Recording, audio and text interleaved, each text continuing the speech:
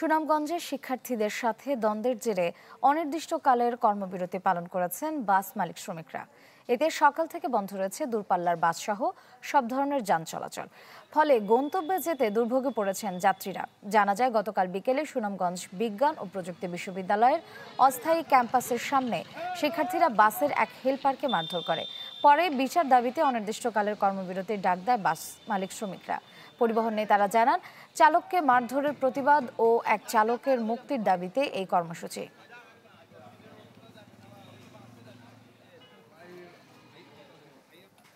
Furniture just smarter, JMG furniture. আরো খবর জানাতে সুনামগঞ্জ থেকে সরাসরি যোগ দিচ্ছেন আর জুয়েল, এই যে বাস মালিক শ্রমিকদের কর্মবিরতি চলছে, এতে করে জনভোগান্তির চিত্রটা আপনি সেখানে কেমন দেখছেন?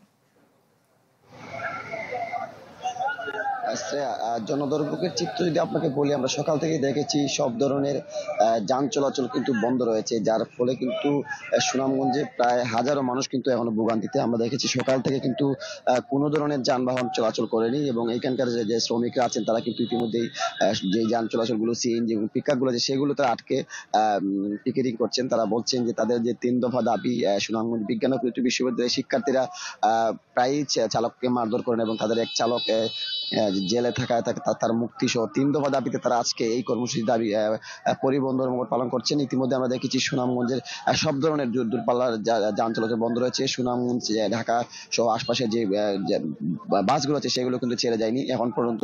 আমরা বাস স্টেশন এলাকায় প্রচুর বাস আটকা দেখেছি এবং যারা সিএনজি করে আসছে তাদেরকেও আটকে দিচ্ছে শ্রমিকরা।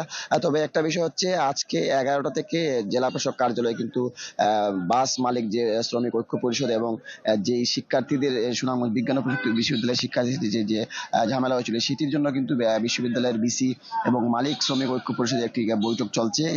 হয়তো কিছুক্ষণের মধ্যে সেই বৈঠকে একটা সিদ্ধান্ত আসতে পারে, তারা পরিবহন ধর্মঘট চালিয়ে যাবেন কিনা বা তারা আশ্বস্ত হলে সেই ধর্মঘট প্রত্যাহার করবেন কিনা।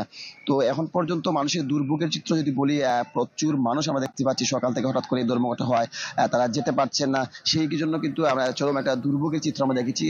যারা যাত্রীরা আছেন তারা বলছেন যে হঠাৎ করে এই ধর্মঘটের কারণে কিন্তু অনেকেই চরম দুর্ভোগে পড়েছেন। তারা দূরপাল্লা যে বাস বন্ধ এবং সিএনজি পর্যন্ত বন্ধ থাকায় চরম বিপাকে আছেন এই এলাকার প্রায় লাখো মানুষ। তো যদি এই মিটিং এ কোনো সুখবর আসে সেক্ষেত্রে হয়তো যাত্রীদের লাঘব কিছুটা কমবে, তা না হলে সেই দুর্ভোগ আরো বাড়তে পারে।